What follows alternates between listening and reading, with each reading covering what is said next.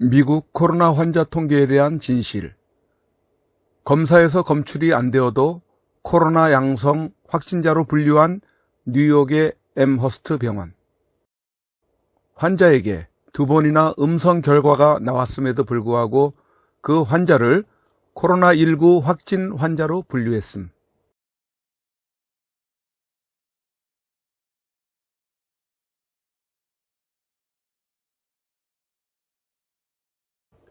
앰허스트 병원의 환자의 차트. 코로나 검사에서 아무것도 검출되지 않았음에도 불구하고 양성이라고 표시하고 코로나 확진자로 분류. 뉴욕의 앰허스트 병원에서 일어나고 있는 일들. 뉴욕의 가장 심각한 코로나 바이러스 진원지로 대중 매체에서 보도되어 온 앰허스트 병원에서 최근에 근무하면서 거기서 일어나는 끔찍한 일들을 폭로하기 위해 몰래 카메라를 찍은 간호사 에린의 증언입니다. 그녀가 일부 환자들의 차트를 찍은 것을 보여주었는데 그 환자들은 코로나 확진자로 분류되어 있었지만 차트 아래의 코로나 검사 결과는 여러 번 다 검출 안 됨으로 표시되어 있었습니다. 코로나 검사는 반복적으로 음성이라고 나왔지만 그 환자는 코로나 양성 확진자로 분류되어서 산소 호흡기를 쓴 것이었습니다. 코로나 치료 병동에 있는 환자의 반은 코로나 환자이고 반은 그렇지 않다고 했습니다. 일단 호흡기 환자가 병원에 들어오면 다 코로나 치료 병동으로 보내지고 검사 결과가 음성이라도 무조건 산소 호흡기를 쓰게 하는데 그것을 통해 그 환자가 코로나 환자로 감염되기를 기대하기 때문이라고 했습니다. 그 이유는 코로나 환자 1명당 정부에서 최소 3천만 원 이상이 지원되고 거기에다가 재료비가 더 추가로 지불되기 때문이라고 했습니다. 주디 미코비츠 박사의 증언에 의하면 병원에서 코로나 환자라고 기입하면 그 환자에 대해 19,000불이 지급되고 산소 호흡기를 쓰면 39,000불이 병원에서 지급된다고 했습니다. 그래서 죽을 필요가 없었던 환자들이 거기에 들어와서 산소 호흡기를 쓰고 나서 다 죽어 나갔다는 것입니다. 에린의 증언에 의하면 그 환자들에게는 많은 진정제와 약물들이 장기간 투여되고 그런 상태에서 산소 호흡기를 쓰는데 이런 상태에서 살아날 가능성은 희박하다고 말합니다. 살아난다고 해도 뇌사 상태가 될 가능성이 높다고 말합니다. 어떤 환자가 약간의 호흡 곤란을 호소해서 병원에 오면 보통 불안 증세로 인한 것이고 에린이 그 전에 일했던 병원에서는 적절한 절차를 따라 치료했었기 때문에 단 한 환자도 죽어나간 적이 없었는데 뉴욕의 이 병원에서는 37세의 한 환자가 약간의 호흡 곤란을 호소하며 들어왔을 때 곧바로 고압산소 호흡기를 씌웠고 이 사람은 결국 사망했다고 말합니다. 에린이 이 뉴욕 병원에 있는 동안 산소 호흡기를 썼던 모든 환자들이 사망했는데 그 중에 살아남은 단 한 사람은 깨어나서 스스로 산소 호흡기를 떼어냈던 사람이라고 했습니다. 거기에 있는 의사들은 대부분이 전문 의사들이 아니라 치과 의사나 레지던트 등 전문성이 없는 의사들이고 그들은 단순히 상부의 명령을 따를 뿐이며 이런 환자들을 대상으로 불필요한 시술들을 연습한다고 했습니다. 이 병원의 환자들은 대부분이 흑인, 남미계, 아시아인의 저소득층인데 그들의 생명은 거기서 소중히 여겨지지 않고 일회용품처럼 취급되며 그것이 에린에게 가장 고통스럽게 느껴졌다고 했습니다. 그러니까 위에서 누군가가 코로나 환자에 대한 자금을 대고 병원에 들어오는 사람들을 위험에 처하게 하는 명령들을 내리고 있고 자금이 필요한 병원에서는 코로나 환자 수를 늘리기에 급급하고 전문성이 없는 환자들의 생명을 소중히 여기지 않는 의사, 레지던트들과 간호사들은 그런 명령들에 따르고 있고 많은 환자들이 죽어나가고 있다는 것입니다. 그것이 대중 매체가 보도하는 뉴욕의 코로나 진원지의 병원에서 실제로 일어나고 있는 일입니다.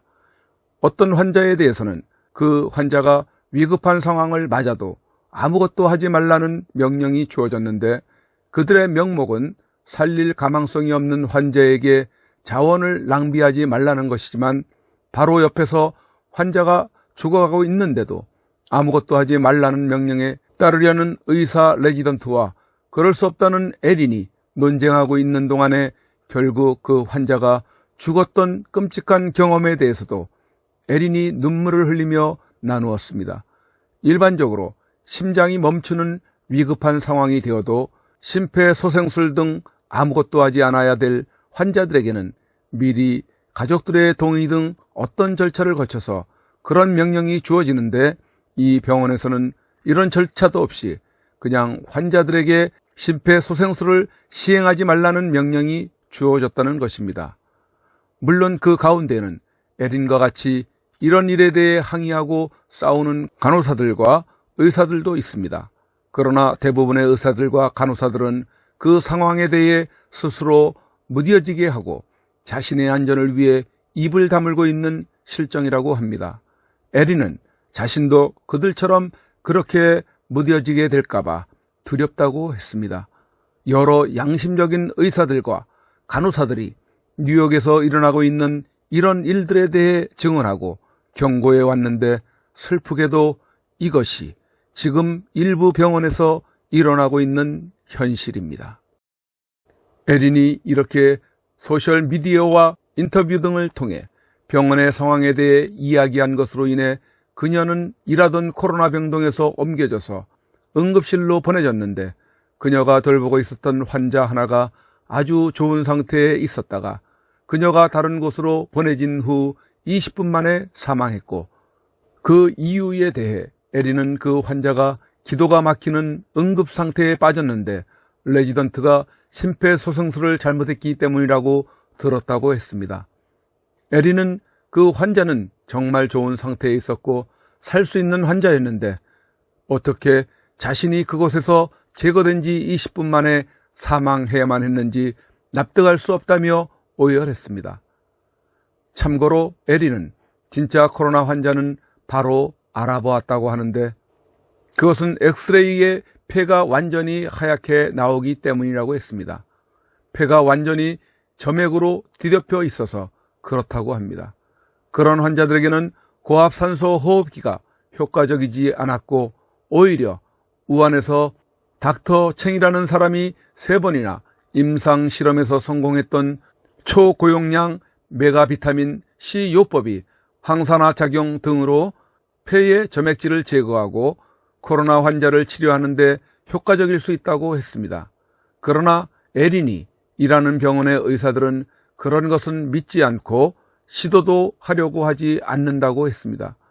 몰래 카메라에 찍힌 한 의사는 그 환자들은 어차피 죽을 거니까 그런 것은 시도할 필요조차 없다고 말했습니다.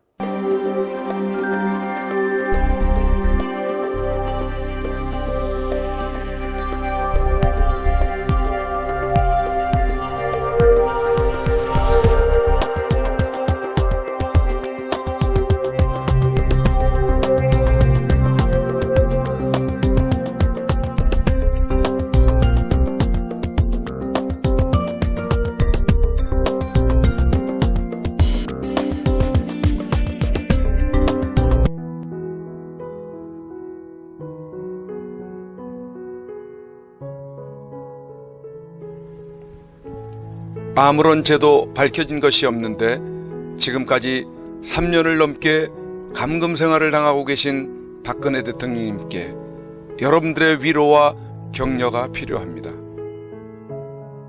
엽서 서신 보내기에 동참해 주십시오.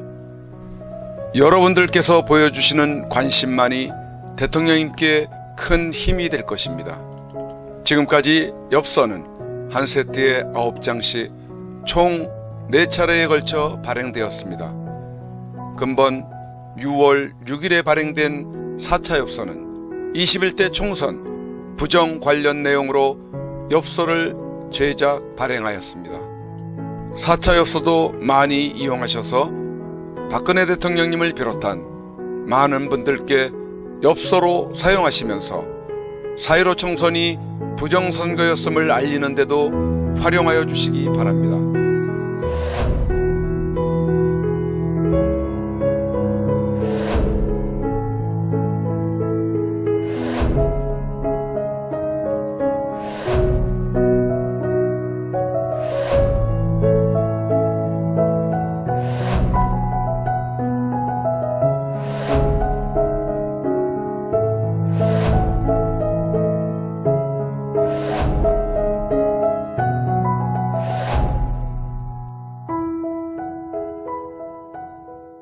주문 방법에 대해 안내해 드리겠습니다.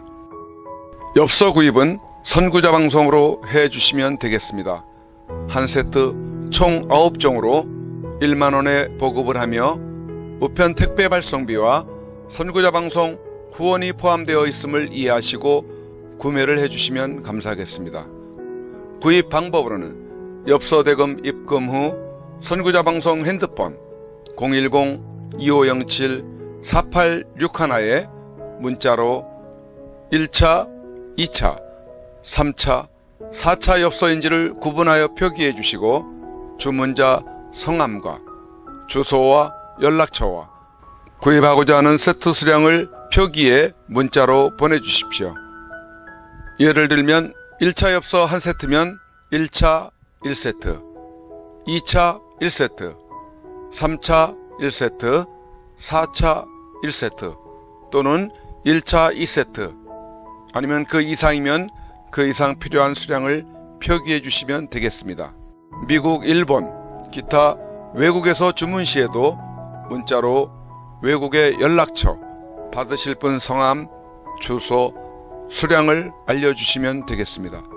입금 은행 계좌는 농협 360-02-140-392 예금주 황진무. 이와는 별도로 여러분들이 직접 서신을 보낼 시에는 구치소 주소 경기도 군포시 군포우체국 사소함 20호 수용자 번호 503 박근혜 대통령 기하 또는 다른 수감자분들께도 보낼 시에는 예시해드린 수용자 번호를 참고하여 보내시면 되겠습니다. 여러분들의 적극적인 많은 참여를 바랍니다.